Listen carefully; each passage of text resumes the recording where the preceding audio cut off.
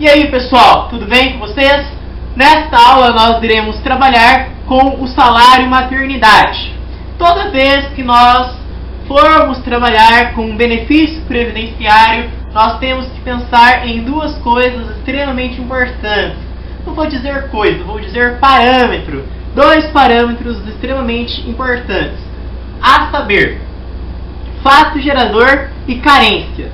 No caso do salário maternidade, na última aula nós vimos o período de carência, que se for um contribuinte individual, ou um segurado especial, ou ainda um segurado facultativo, é exigido um período de carência equivalente a 10 contribuições mensais.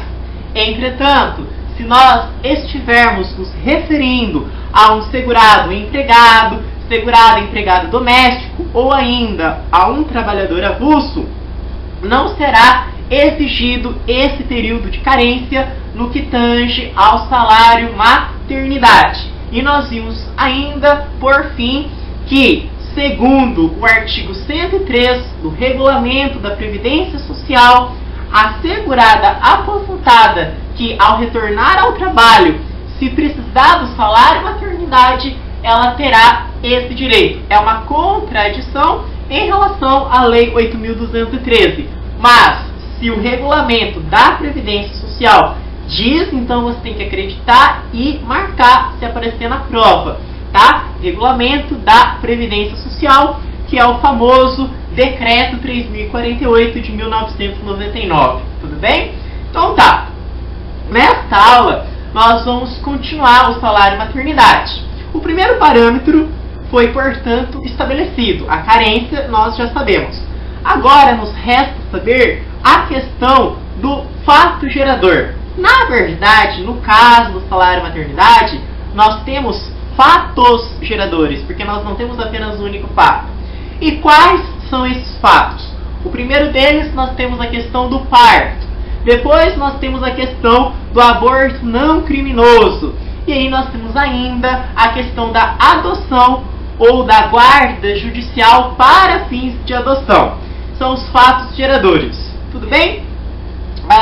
Só uma observação que eu vi numa questão de concurso que falava de uma mulher que foi contratada para ser empregada doméstica, portanto, ela filia-se à Previdência Social, e aí ela fica grávida e durante o 6º mês ela perde a criança. 6º mês ou 23ª semana é a mesma coisa. Então, se na prova aparecer 23ª semana ou 6º mês, é a mesma coisa. E aí ela perde essa criança. Diante desta situação, diante desta circunstância, nós devemos dizer que nesse caso, o que houve de fato foi um parto.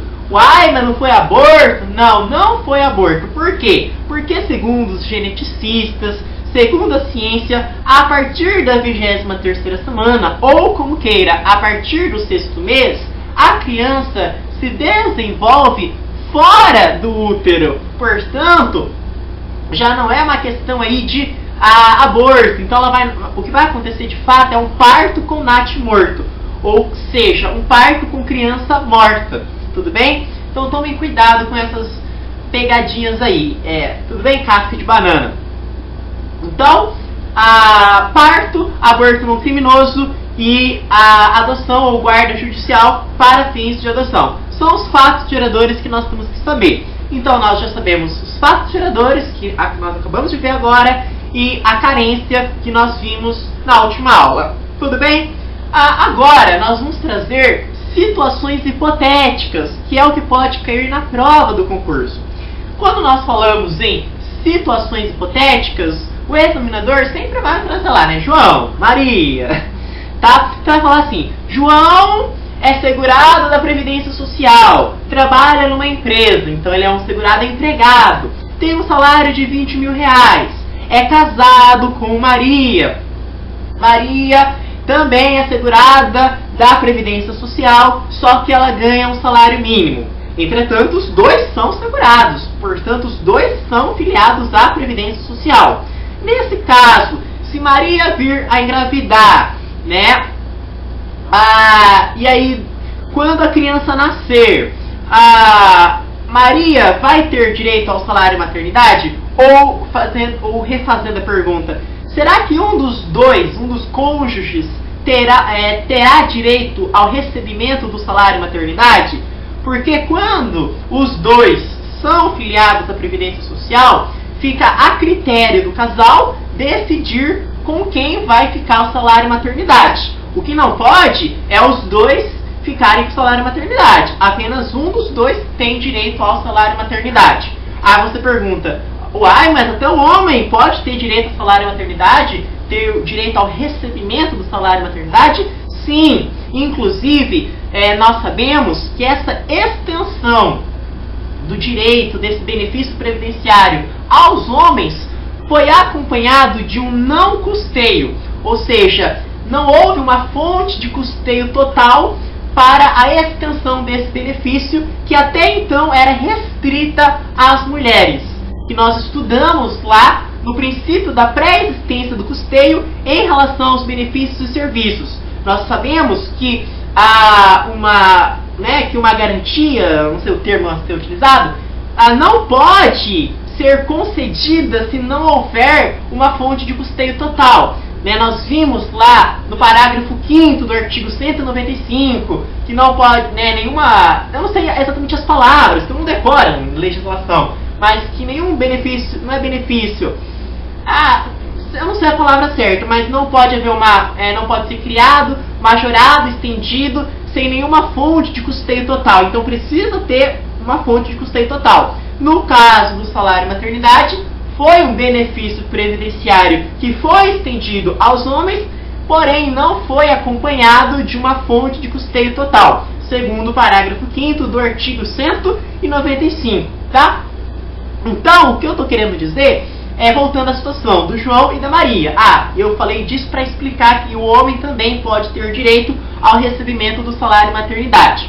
A pergunta é, com quem vai ficar o salário maternidade? Com o João ou com a Maria? Um dos dois.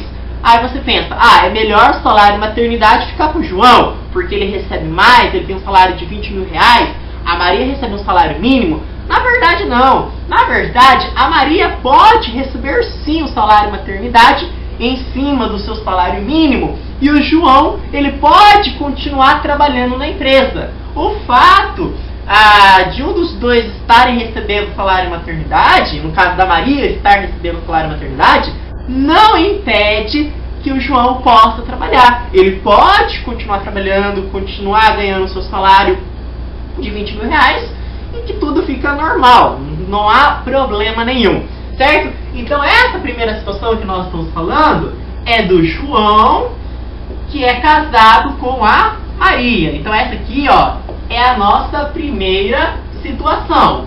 João é casado com Maria, tanto João quanto a Maria são filiados, né? São filiados à Previdência Social. Então, o João é filiado à Previdência Social e a Maria é filiada à Previdência Social. Que fique bem claro isso, tá? Os dois são. Só que a Maria, ela ganha um salário mínimo e o João tem uma renda, né, de 20 mil reais. Aí a pergunta é, se a Maria vir a engravidar, com quem irá ficar o salário maternidade? Aí como os dois são filiados, nesse caso, como os dois são filiados, aí eles têm que entrar em comum acordo. E aí João fica com você, e aí Maria fica com você, com quem vai ficar? Aí, por exemplo, vou falar aqui, vamos supor que a Maria receba o salário maternidade. Então a Maria, ela recebe o salário maternidade. Não precisa necessariamente ser a Maria. Eu estou dando o exemplo da Maria receber. Se a Maria receber o salário maternidade, o João continua trabalhando na empresa e continua ganhando, né, a sua renda, tendo a sua renda aí, tá? Então essa é a primeira situação. Agora eu vou mudar a situação. No caso, agora eu vou para a segunda situação. Na segunda situação, o João vai continuar sendo filiado à Previdência Social, certo? Vai ganhar o seu salário. E agora a Maria, ela não vai ser filiada. Então, a Maria, nesse caso, ela não é filiada à Previdência Social. Agora ela não é filiada à Previdência Social. A Maria não é agora, tá? O João é, a Maria não é. Bom, será que se a Maria vir a engravidar, ter o parto, ocorrer o fato... Não vou falar fato tirador. Vamos supor então que ela engravide, haja o parto, a criança nasce, certo? Nesse caso, um dos dois vão ter direito ao recebimento do salário maternidade? Não, porque a Maria não é filiada à Previdência Social. Então, nesse caso aqui, certo? Ninguém vai receber o salário maternidade. Mas como não? Ela está com uma criança ali, tem que custear. O João é filiado, teria que receber. Pois bem, não há o recebimento do salário maternidade. Essa foi a segunda situação. Agora, vamos para a terceira situação. A terceira situação vai ser a mesma coisa, né? O João filiado e a Maria não filiada. O que vai mudar vai ser o seguinte: a Maria vai engravidar e aí vai acontecer o parto, vai ocorrer o parto. Só que durante o parto, a Maria ela não resiste, ela não aguenta as dores do parto, enfim, as circunstâncias. E aí ela morre. Infelizmente a mãe morre, só que a criança sobrevive.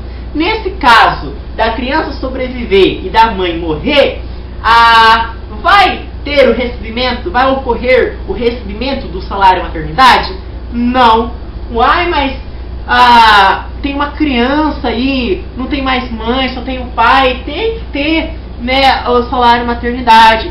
Sim, mas acontece que a Maria não era filiada à Previdência Social. Consequentemente, não vai ter salário maternidade. Tá? Então essa foi a terceira situação. Bom, só que para entender essa situação aqui, nós temos que recorrer a um artigo. É importante vocês darem uma olhada, uma consultada no artigo 71B. Artigo 71B. Neste artigo vai falar do caso de falecimento. Em caso de falecimento, né, só vai ter direito ao recebimento do salário maternidade aquele segurado que é filiado à Previdência Social. No caso, como a Maria não é filiada, consequentemente não vai ter o direito ao salário maternidade. Muito obrigado!